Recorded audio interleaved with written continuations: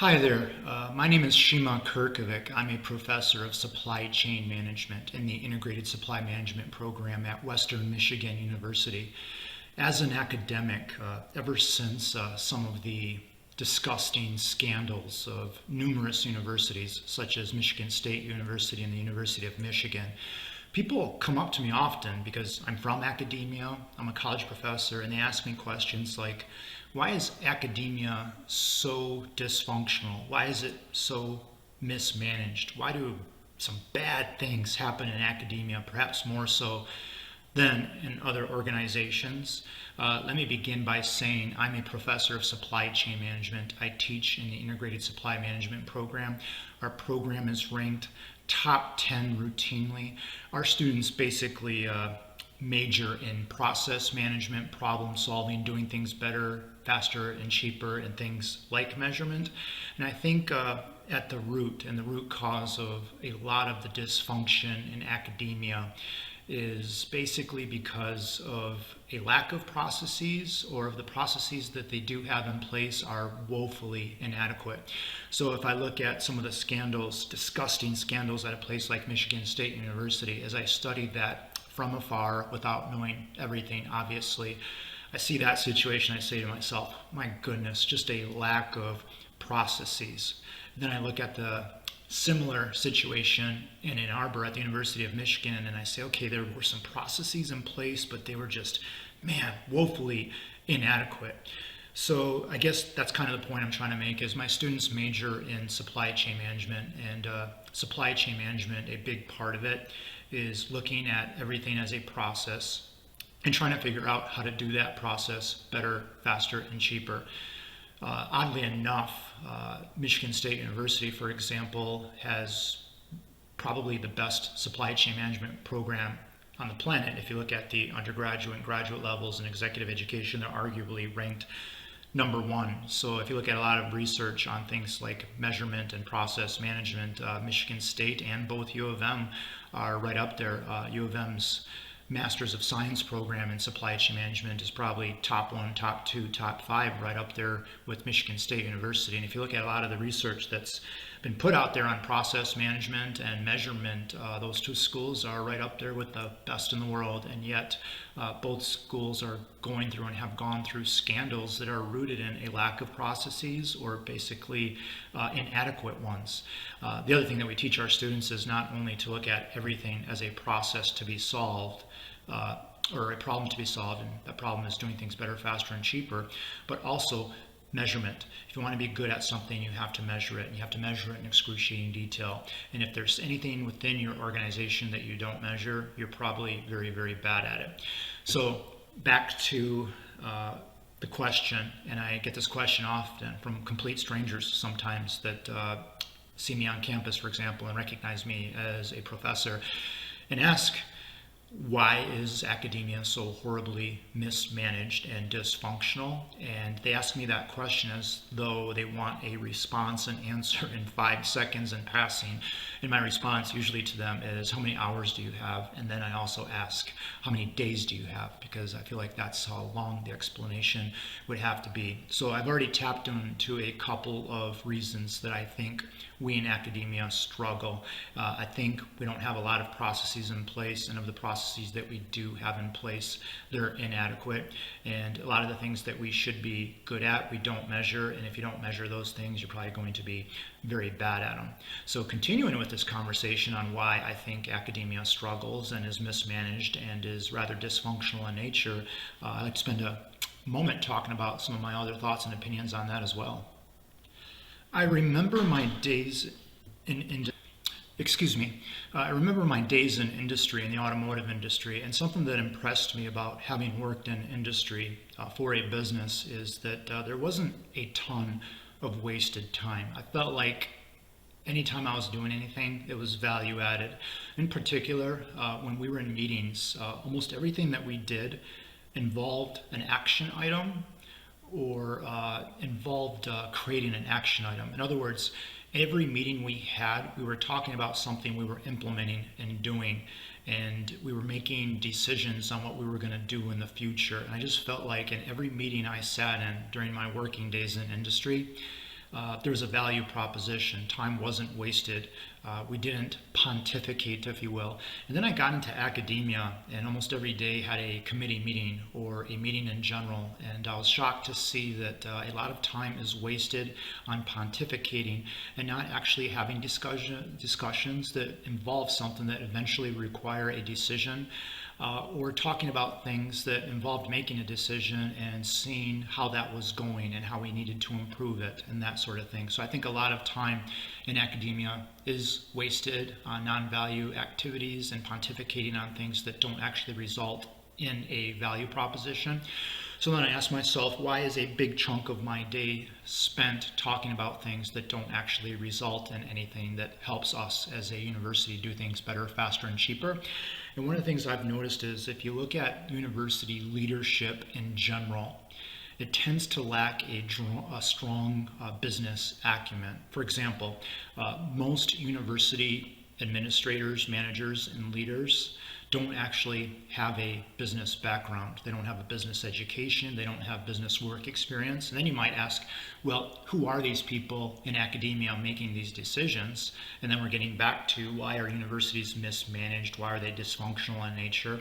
And you can make the case that a university, just like any other organization, is a business and requires business leadership and leadership that has a strong business acumen, if you will. So I started to look around, and I've noticed that most university leaders, administrators, and managers are ex-professors. Okay, so that might be problematic in itself.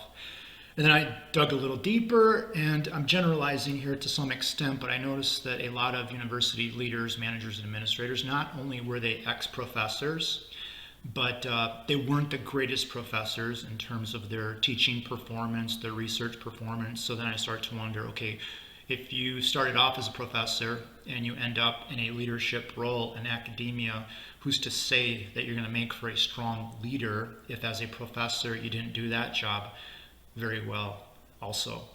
The other thing that I noticed too was a lot of our universities have very strong business colleges with very good business faculty and professors, and they do amazing research and they teach amazing things. So why don't those things translate into the universities themselves doing things better, faster, and cheaper, and operating as though they were a business themselves?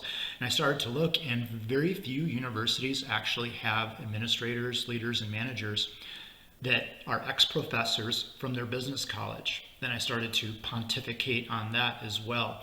What I've noticed is most business colleges at most public universities, for example, aren't highly regarded by their colleagues and peers within the university outside of their business college. For example, I teach in the business college, and most of our faculty and students are actually outside of the business college. And I look at the relationship there, and it's not the healthiest one. For example, a lot of my non-business faculty colleagues will look at the business college and in general kind of resent business in general. So right off the bat, in terms of political ideology, they tend to resent business, even though technically they're part of an organization that is kind of a business, even if it is a public university where 20 to 30% of its budget comes from the taxpayers of the state, for example. So some of that resentment is rooted in just political ideology. For example, I don't like business, therefore I don't like the business college, and I don't want my employer to be run by leaders, managers, and administrators that come from a business college that I kind of resent to begin with in terms of my political ideology. And then some of the other resentment is rooted in that business college professors tend to make more money than non-business faculty, and that's rooted in supply and demand conditions. When business colleges hire professors, or where any college on campus hires faculty, in order to get people to accept those job offers, those offers have to be rooted in a free market economy based on supply and demand conditions. And when the supply and demand curves intersect each other, business faculty tend to make more money, and therefore during their careers, since they start off at a higher base, tend to make more than their colleagues on other parts of the campus. So I think the end game is, if you look at university leaders, managers, and administrators, most of them are ex-professors that weren't great at being professors, and most of them also don't come from the business college and they don't have a business background, both in terms of work experience and education. And furthermore, when they get into those roles as leaders, there might already be a resentment for your business faculty in business college, and that's probably the place on campus that could help you do things better, faster, and cheaper, so that you're not mismanaged, so that you're not dysfunctional, so that you can go to your business faculty and business students and business college on campus and say things like, we need better process management. We need processes in place to make sure bad stuff doesn't happen. Not only do we need processes in place, we need to make sure that they work, and we need to measure the heck out of them to make sure that we're doing things better, faster, and cheaper so that stuff doesn't blow up on our face like they have at the University of Michigan and Michigan State University. Okay, so what would I like to see moving forward to help academia be better managed and less dysfunctional? Me personally, I'd like to see some seasoned, successful managers from the real world, from the private sector, take on leadership roles in academia. Okay? I'd like to see leaders, administrators, and managers at the highest levels of academia maybe not be ex-professors and actually be managers from the private sector. Here's the problem. Those folks are educated in business. They have work experience in business, but if you throw them into a work environment where your workforce is going to be largely tenured, what does that mean? They have lifetime employment. They can't lose their jobs. Furthermore, there's a very good chance that that tenured faculty workforce will be represented by a union. Most managers would cringe at that thought, and they'll ask themselves, how do I manage a workforce that's represented by a union? Furthermore, a lot of them will be tenure track, and a lot of those folks will actually have tenure, which means that they can't lose their jobs. A lot of managers will look at that and say, I can't manage a workforce that looks like that. So you would need to find someone that looks at that as an opportunity versus a threat, and I think that'd be a very hard thing to do. Furthermore, if you take faculty that are tenured and are in a union culture and you have a manager come in from the real world, that could be a culture shock for both sides. So as problematic as that might be, boy, a part of me would love to see something like that and try to figure out a way for that sort of culture to work so that we can start to do things better, faster, and cheaper so that we are better managed and less dysfunctional. Okay, I've just spent the last 12 minutes making it sound like academia is a disaster, and that's not the case. We have problems, and these are problems that can be fixed. I just offered you some of my opinions on how I think we can fix some of those. I like to finish off by just saying that if you look at American universities and colleges, in general, they're very, very good at what they do. They're arguably the best in the world at what they do. If you look at most innovation and breakthrough kind of research, and I'm talking about game changers, they tend to be rooted in American universities and colleges, and specifically their research. If you look at different disciplines and fields, and you go to the different journals out there that publish leading edge research, and if you go from business and supply chain management and human resources management and marketing to other fields like psychology and medicine and engineering and physics and chemistry, you go to all of those A-level journals and you start reading about the breakthrough research that's being done. They're predominantly by faculty and professors from American universities and colleges. So a lot of what American universities and colleges do is great, and it's great for society, and it's great for everyone. But yes, there are issues, and we need to fix some of them. Yeah, I think we put way too much of an emphasis on college sports, and specifically college football. But I don't want to be too judgmental because I probably watch 9 hours every weekend during the fall, and I've cut back because my wife said I really need to for the sake of our marriage. I don't want my son to play football when he gets older, but when he watches dad watch 9 hours a weekend, that's going to be problematic. So of course, anytime we have free time, he wants to go in the yard and play football. Why? Because he sees dad watching it 9 hours a weekend. So yeah, that stuff like that is misguided, but when it's all said and done, the greatness of the stuff that comes in our quality of life, if you dig deeply enough, is rooted in American universities and colleges. And previously, I had mentioned tenure track, and I wanted to explain that a little bit because most people out there in the real world don't understand this thing. Wait a second, what's a tenure track faculty system? And why would faculty get tenure where they can't lose their jobs? To a lot of people out there, that sounds stupid.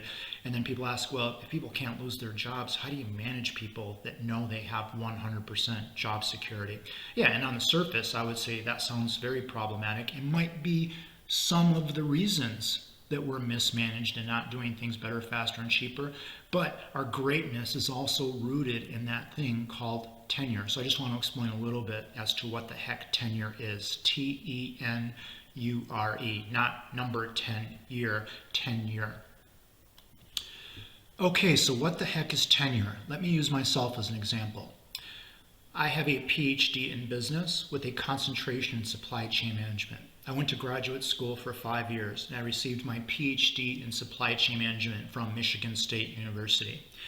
I was on the job market when I graduated, and I interviewed for a tenure track faculty position at Western Michigan University.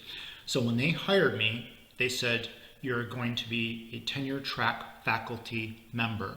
What that means is, on the day that you start, you have 6 years to prove yourself.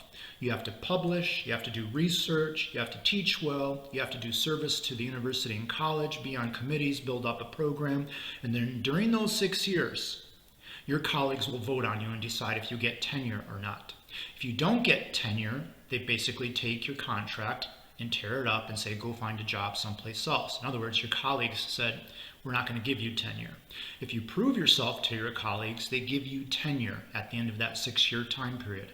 That's the university saying, we're going to take your employment contract and we're going to say you're a tenured faculty member.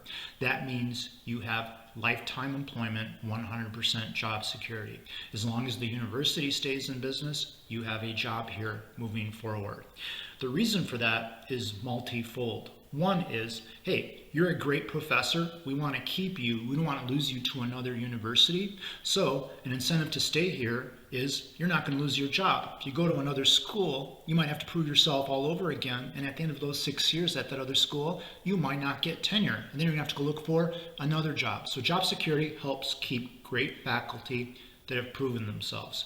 But probably the most important reason for a tenure track system is, hey, you've proven yourself, you can do research, you can publish, you can do all of these things that make you a great professor, and you've demonstrated that greatness.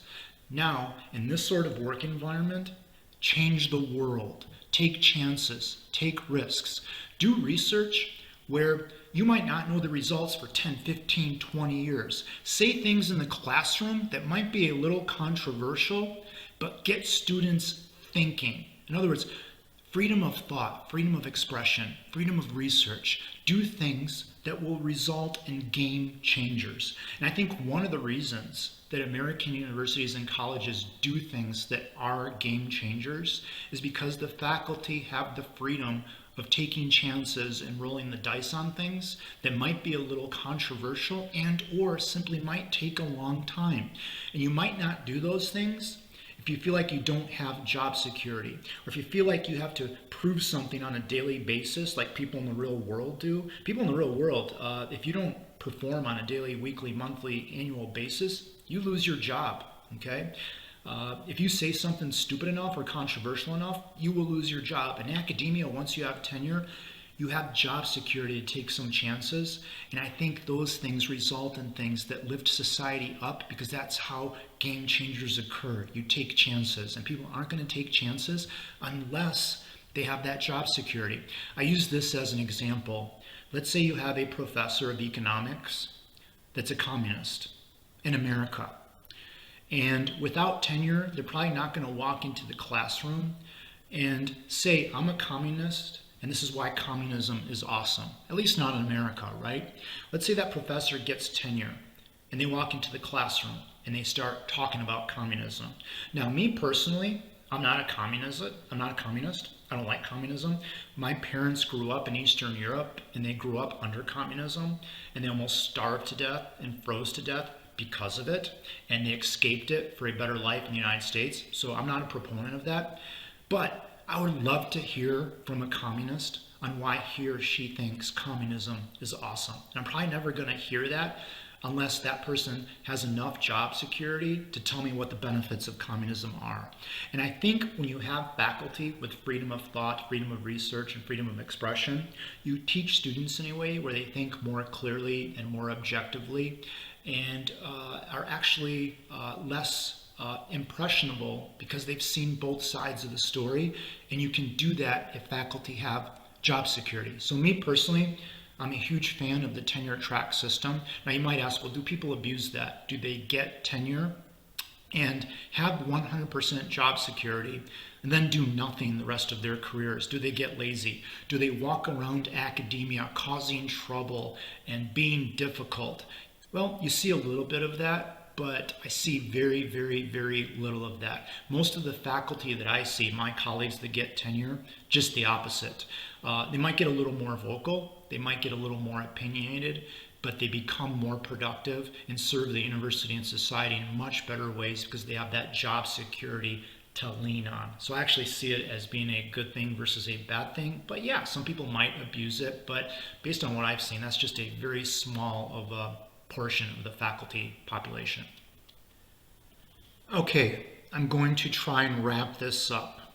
For those of you that have concerns regarding academia in our universities and colleges, let me end by saying this. I see mostly upside. If we can get leaders, managers, and administrators that have a stronger and better business acumen, that can tap into the expertise that are actually on site at their universities regarding things like process management and measurement, I see tons of upside. And I see universities finally doing that. I see managers and administrators and leaders at universities getting people into those roles that do have a little bit of a business background, that do have that business acumen. So again, I see tons and tons of upside from academia. Most importantly, this is what I see within academia. At universities and colleges, you have faculty and professors where those jobs of theirs, those are vocations. It's a calling, they're obsessed with it. That's a great thing. When I worked in industry, I was surrounded by people, for example, where none of them or most of them would say, this is my calling in life. This is my vocation.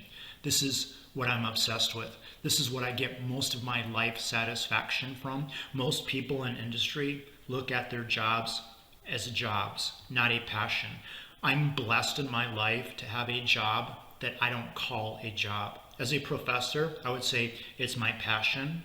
It's where I get most of my satisfaction from.